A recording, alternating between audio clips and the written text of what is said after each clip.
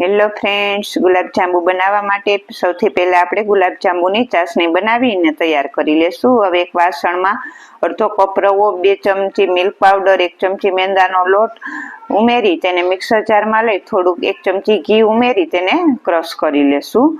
પછી ક્રશ થઈ જાય પછી આપણે એક પેનમાં 2 કપ દૂધ ઉમેરીશું અને દૂધ ગરમ થઈ જાય પછી જે આપણે ક્રશ કરેલું મિશ્રણ છે તે ઉમેરીશું અને તેને સારી રીતે મિક્સ કરી અને તેને આ રીતે સરસ કઠણ થાય ત્યાં સુધી થવા દેશું. હવે આપણે આ મિશ્રણને એક વાસણમાં લઈ ઘીવાળો હાથ કરી અને તેને સરસથી મસળી લેશું અને આ રીતનો સરસ ડો તૈયાર કરી લેશું. હવે આપણે આ ડોમાંથી ગુલાબજાંબુ બનાવી અને તૈયાર કરી લેશું. આ ગુલાબજાંબુને આપણે ગરમ તેલમાં સરસ બ્રાઉન કલરના થાય ત્યાં સુધી તળી લેવાના છે અને તળાઈ જાય પછી આપણે તેને ચાસણીમાં ઉમેરી દેશું અને તેને થોડીવાર માટે રહેવા દેશું. તો થોડીવાર પછી આપણા ગુલાબજાંબુ બનીને તૈયાર થઈ ગયા છે. તો તૈયાર છે મસ્ત મજાના ગુલાબજાંબુ.